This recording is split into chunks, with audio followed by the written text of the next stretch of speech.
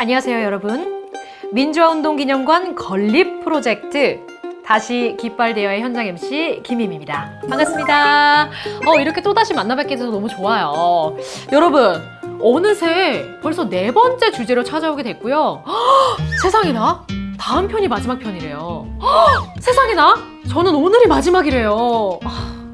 여러분들 마음속에 제가 오래도록 기억될 수 있도록 오늘은 특별한 힌트를 하나 가져와 봤는데요.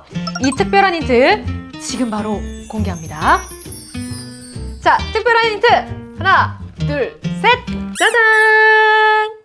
맞습니다. 이게 바로 오늘의 주제인데요. 저 굉장히 앤디 워홀 뺨치게 그림 잘 그리는 것 같지 않아요? 저 약간 그림에 소질이 있는 것 같아요. 여러분들도 아시겠지만 맞습니다. 이 그림에 이야기가 더해진 그림책이 오늘의 주제인데요.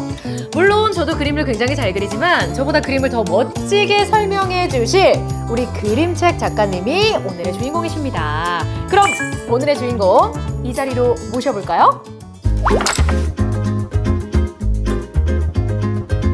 안녕하세요. 안녕하세요. 다시 깃발대여 4번째 주자 맞으신가요? 맞습니다.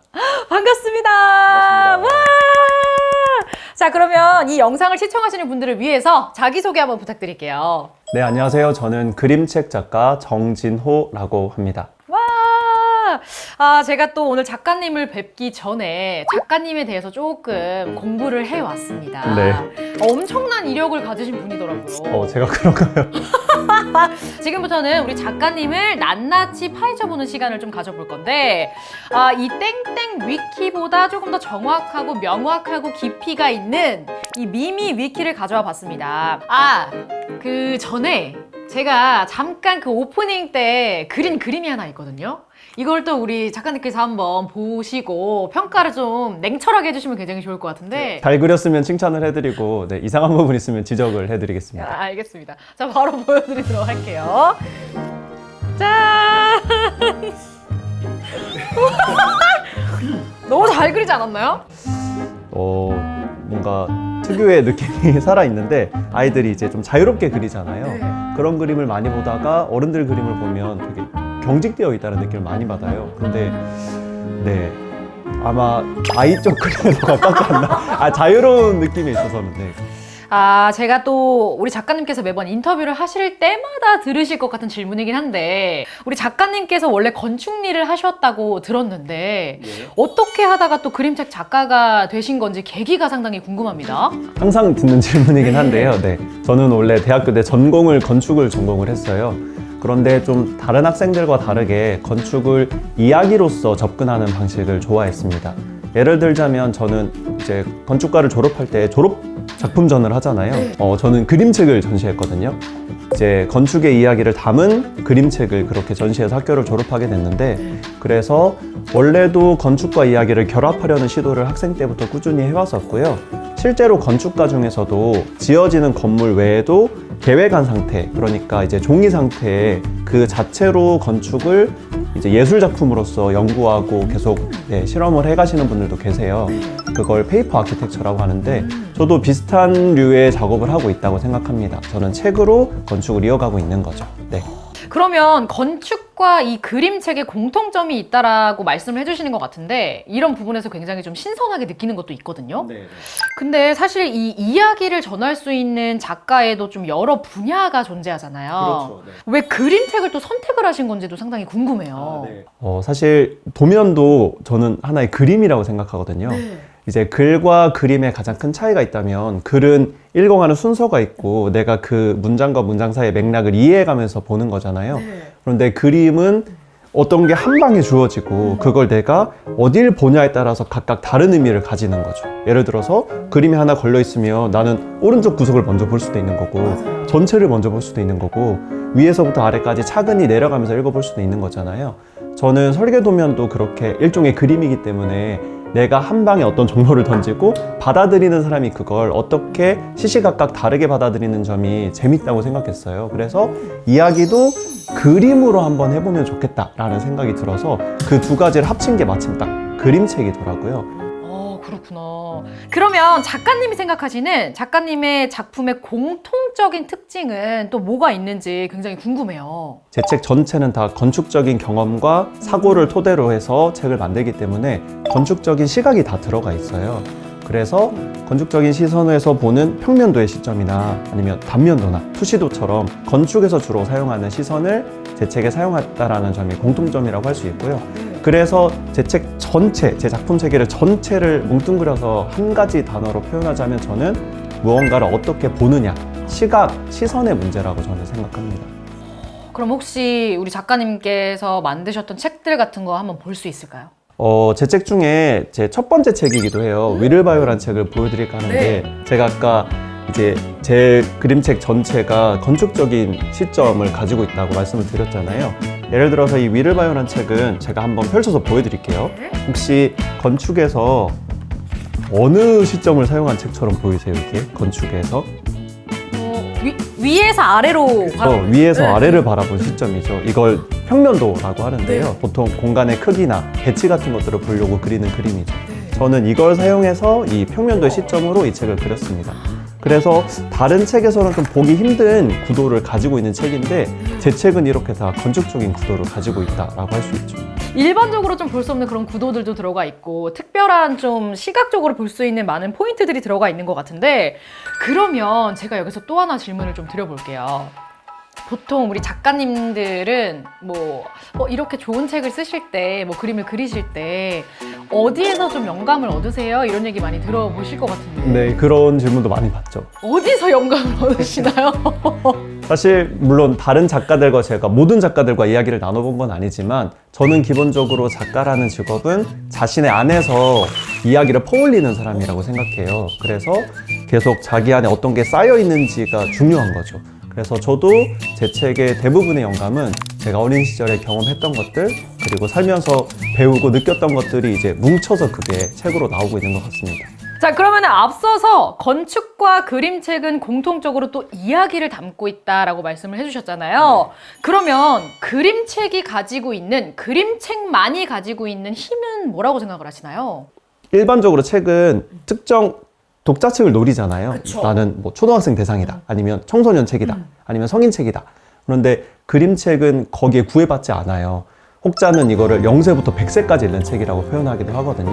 정말 넓고 다양한 독자층을 가지고 있고 그 독자들이 책을 읽었을 때 각자 그 책에 대한 생각과 해석을 내놓는 게 다 달라요.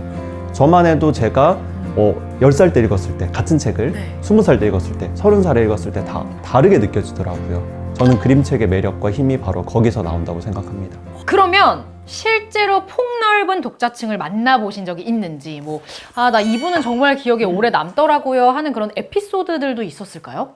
가장 기억에 남는 독자라면 어떤 감수성이 아주 예민한 초등학생을 만난 적이 있었거든요. 제가 아까 주인공인 수지가 이제 장애인이라고 이야기를 드렸었잖아요. 이 책 처음에 보면 수지가 왜 걷지 못하게 됐는지에 대한 설명이 잠깐 나와요. 수지가 가족여행을 떠났다가 자동차 사고 때문에 그렇게 되거든요. 그런데 제가 강연을 가서 제 책을 읽어줬더니 한 아이가 갑자기 어떻게 이런 일이 있을 수 있냐고, 수지한테 어떻게 이렇게 잔인한 일을 만들었냐고, 작가님이라면 그렇게 하지 않을 수 있잖아요 라고 그렇게 따지는 친구가 있더라고요. 아마 이야기에 깊이 이제 몰입해서 자신도 모르게 그런 예민한 감수성이 나온 거죠. 그래서 아이들마다 조금씩 반응은 다르지만 그렇게 좀 예민하게 또 그걸 상황을 아주 잘 이입해서 공감하는 친구가 좀 기억에 남아요. 와, 근데 확실히 작가님의 이야기를 해서 그런지 모두가 좀 더 큰 인상을 남기는 것 같기도 해요. 너무 좋습니다. 자, 지금까지 또 미미 위키를 통해서 우리 작가님에 대해서 낱낱이 파헤쳐보는 시간을 가져봤는데 그럼 다시 본론으로 돌아가서 다시 깃발되어 이야기를 좀 나눠보도록 하겠습니다. 우리 이 많고 많은 작가님들 중에서 정진호 작가님을 찾아온 이유가 있죠. 바로 이 책 때문입니다. 바나나가 더 일찍 오려면 이 책은요, 바로 민주주의 그림책 프로젝트 참여 작품인데요. 우리 작가님께서 이 프로젝트를 어떤 계기로 참여하게 되셨는지 굉장히 궁금해요. 네. 처음에 권윤덕 선생님께 제가 이제 참여해보지 않겠냐라는 제안을 받았어요. 그때 고민을 많이 하기도 했지만 제가 결국 하겠다라고 말씀을 드렸던 건 사실 작가는 어떻게 보면 좀 외로운 직업이에요. 물론 책으로 나올 때는 편집자분들과 소통을 하기도 하지만 작업을 할 때는 온전히 혼자서 일을 하거든요. 그런데 이 프로젝트는 여러 작가들이 참여해서 하나의 주제를 두고 다양한 책을 만든다라는 얘기를 들었을 때 작가들이 그러면 같이 모여서 같은 주제를 두고 책을 만든다라는 건 어떤 느낌일까? 이전에 경험해보지 않았기 때문에 그걸 한번 경험해보고 싶어서 또 재밌겠다라는 생각이 들어서 참여하게 됐습니다. 그렇게 해서 나온 이 작품 중에 하나가 바로 바나나가 더 일찍 오려면. 제목이 좀 어렵죠.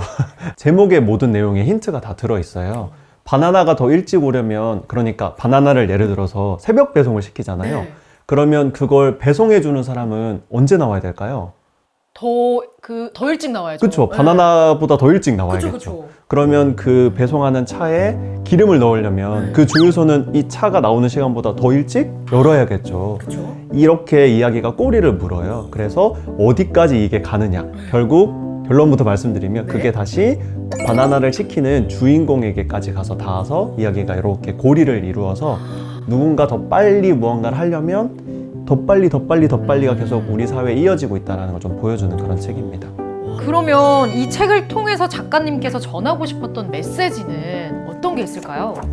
사실 이 책은 제가 한국의 노동 이야기를 좀 하고 싶었어요. 우리가 어떻게 노동하고 우리의 그 노동 사이에 있는 우리의 권리는 어떻게 변하고 있고 움직이고 있는지를 좀 책을 통해서 간접적으로 보여주고 싶었는데 제가 결국 강조하고 싶은 건 우리가 다 연결되어 있다는 거예요. 내가 편하게 누리는 어떤 서비스, 일이 결국은 그 안에 나도 포함되어 있기 때문에 우리가 그 시스템을 짊어지고 살아가는 사람들을 한 번 더 생각해 봐야 된다라는 걸 좀 강조하고 싶었습니다. 예전 인터뷰 하셨던 내용 중에 지나가기 쉬운 것들을 포착해서 다시 바라보는 일을 자주 한다라고 또 말씀을 해주셨더라고요. 그렇다면은 바나나가 더 일찍 오려면은 이 어떤 일상 속의 에피소드를 계기로 또 완성이 됐는지도 굉장히 궁금해요. 올해 초에 제가 뉴스를 보는데 사실 그냥 가볍게 지나갈 수 있을 만한 작은 뉴스였어요. 어떤 뉴스였냐면 서울에 새벽 전용 버스라는 게 있어요. 있어요. 네네. 그 중에 이제 8146번 버스라는 게 있는데 그게 원래 몇 시에 출발하냐면 새벽 4시 5분에 첫 차가 가거든요. 그런데 그 첫 차를 이제 찍은 사진을 봤는데 그 첫 차가 꽉 차 있어요. 근데 그 기사가 뭐였냐면 그 새벽 버스의 첫 차 시간을 15분 앞당기겠다라는 거였어요. 그러니까 첫 차가 새벽 3시 50분에 출발을 한다는 거죠. 그런데 그 이유인즉슨 청소 노동자들이 더 일찍 나가야 아침에 출근하는 사람들을 위해서 이 빌딩을 청소할 수 있다. 그래서 그 노동자들이 요구해서 버스가 더 일찍 출발하게 됐다라는 게 기사였는데 거기에 이제 인터넷 기사도 제가 찾아봤거든요. 댓글로 온갖 의견들이 다 올라오고 있더라고요. 제가 인상 깊었던 건 아니 그 새벽 50분에 출발하려면 그럼 버스 기사는 언제 출근을 해야 되냐? 언제 일어나야 되고. 그러면 그 버스를 청소하고 씻고 준비하는 사람은 도대체 몇 시에 출근해야 되냐? 우리 사회가 이렇다라는 댓글도 달렸었고요. 또 인상 깊게 봤던 이야기는 이게 단순히 버스를 빨리 출발시키는 게 아니라 오히려 청소 노동자들의 그런 노동 환경을 개선해야 되는 게 아니냐. 더 빨리 출근해서 더 빨리 청소하라고 하는 게 다냐, 그게 대수냐라는 기사도 댓글도 봤었는데 저는 그 내용이 되게 인상 깊었어요. 그래서 우리가 누군가가 조금 더 빨리 이렇게 하는 것에 너무 익숙해져 있구나라는 걸 생각하다가 이 책을 구상하게 됐습니다. 그러면 작가님께서는 이 책을 집필하는 과정에 있어서 좀 어려웠던 부분은 또 뭐가 있을까요? 많은 분들이 생각하기에 그림책 작가가 가장 힘들어하는 부분은 아무래도 비중이 큰 그림을 그릴 때 많은 힘을 쏟고 공을 들이지 않겠냐라고 생각하시는데 물론 거기에 힘을 쏟는 작가들도 있습니다. 그런데 저는 오히려 그림은 많이 힘을 빼고 그리는 편이거든요. 그래서 그리는 시간 오히려 되게 짧아요. 쑥쑥쑥 그리고 빨리빨리 그리고 되게 손쉽고 재밌게 그리는 편입니다. 오히려 제가 많이 고민하고 많이 이제 신경을 쓰고 시간을 많이 쏟는 부분은 이제 이야기에 담긴 메시지 그리고 그것들을 어떻게 정교하게 보여주느냐 그 단계를 조정하는 데 시간을 많이 써요. 거기를 이제 콘티 부분이라고 하죠. 이야기의 기본적인 뼈대를 만드는 부분. 거기에 시간의 대부분을 씁니다. 시간을 많이 쏟는다라는 건 제가 그 부분을 어려워한다는 뜻이기도 하겠죠. 네. 그렇다면은 이 그림책에서 작가님이 가장 좋아하는 페이지가 어디인지도 상당히 궁금합니다. 꼭 한 장면을 꼽아야 된다면 책 후반부에 이제 어린이집 원장님이 이렇게 전화를 거는데 그 다음 장면에 어떻게 보면 독자들께는 약간 반전이 될 수 있는 부분이 그걸 책 처음에 나왔던 주인공이 민주 씨가 딱 받게 돼요. 그러니까 이 책이 내용이 더 빨리 고리가 이어지다가 그게 처음으로 딱 가서 붙는 장면이죠. 그래서 이 고리가 완성되는 장면인데 저는 거기가 가장 중요한 장면이라고 생각해요. 왜냐하면 그냥 일직선으로만 흐르면 그냥 아 이렇구나 우리 사회가 이렇구나라는 걸 보고 끝날 텐데 그게 처음에 가서 닿는 순간 내가 여기 속해 있구나라는 걸 느끼게 되는 거죠. 저는 책이 될 수 있도록 만들어주는 어떤 핵심적인 장면들, 메시지가 있는데 그 장면에 그게 가장 많이 들어있다고 생각해요. 또 이렇게 작가님과 바나나가 더 일찍 오려면에 대해서 자세하게 알아봤는데 그러면 저희 마지막 주제로 넘어가 보도록 하겠습니다. 알겠습니다. 이 인권이라는 개념 자체가 우리 피부에 와닿는 말 그대로 일상 속의 그 민주주의 영역이라고 좀 말을 할 수가 있잖아요. 그렇다면 또 작가님이 생각하시는 민주주의가 무엇일지도 궁금해요. 민주주의는 결과도 물론 중요하지만 그 과정이 더 중요하지 않을까. 그리고 그 과정을 많은 사람들이 인정하고 수용할 수 있는 그런 공정하고 공평한 과정을 거쳐야 된다는 게 제 결론이었어요. 그래서 그 어떤 결과를 도출하기까지 많은 사람들이 긍정할 수 있고 받아들일 수 있는 과정을 함께 나누는 것이 민주주의다. 저는 그렇게 생각합니다. 일상 속에 이 민주주의라는 것 자체가 여전히 좀 해결해 나가야 될 부분이 상당히 많다라는 생각이 드는데 그러면 이 부분에 대해서도 또 어떻게 생각하시는지 궁금합니다. 사실 많은 부분이 모자라거나 부족한 부분들이 많죠. 서로 한국은 특히 대립이 많은 곳이잖아요. 서로 첨예하게 의견이 대립하고 뭐 갈등도 많고 맞아요. 저는 그게 이유가 뭘까라고 생각했을 때 기본적으로는 대화가 모자란 게 아닐까라는 생각을 했어요. 서로 이제 좀 마음을 터놓고 대화할 수 있는 장이 많이 마련이 되면 서로의 의견을 주장하는 게 아니라 어떻게 대화를 할지 자체부터 생각을 해본다면 이런 문제가 좀 해결되지 않을까라고 생각이 들었어요. 예를 들어서 프랑스 같은 경우는 초등학교 4학년 때부터 노동자가 자신의 일을 위해서 어떤 권리를 주장할 수 있는가에 대해서 배운대요. 청소년들은 실제로 노사 협정에 대해서 실습을 해보기도 하고요. 그래서 우리도 열심히 가르치고 또 열심히 배우기도 하고 많이 연습해서 대화할 수 있는, 그러니까 노동 문제에 있어서는 이제 노사 간의 대화도 있을 수 있고 노동자끼리의 대화가 있을 수도 있겠죠. 그런 대화 연습을 충분히 거친 다음에 이제 일을 시작하면 그때서는 훨씬 더 원활하게 이런 대화 그리고 민주주의, 인권에 대한 이야기들이 나올 수 있지 않을까, 저는 그렇게 생각합니다. 자, 그러면 마지막으로 바나나가 더 일찍 오려면을 읽는 사람들이 이 책을 읽고 또 어떤 걸 느꼈으면 좋겠는지 이 부분도 좀 말씀해 주세요. 지금 우리 살기 너무 편리하잖아요. 그쵸. 모든 게 이제 휴대폰으로 주문만 하면 당일 배송이 되고 새벽에 배송이 되고 그런데 내가 지금 누리고 있는 이 편리한 서비스 시스템이 누군가에 의해 지탱되고 있는지를 좀 생각했으면 좋겠어요. 누군가는 이 전체를 짊어지고 힘겨운 노동으로 이 시스템이 유지되게 하고 있다. 그리고 더 중요한 건 나도 그 속에 있다라는 걸 생각한다면 이 책이 조금 다른 의미로 다가오지 않을까. 그렇게 읽어보셨으면 좋겠습니다. 너무 좋습니다. 자, 오늘 작가님과 정말 다양한 얘기를 나눠봤습니다. 미미위키부터 시작을 해서 다양하게 얘기를 나눠봤는데 사실 저는 너무 짧아서 아쉽다라는 생각이 들 정도로 또 우리 작가님께서 말씀을 너무 잘해주셔가지고 감사합니다. 네.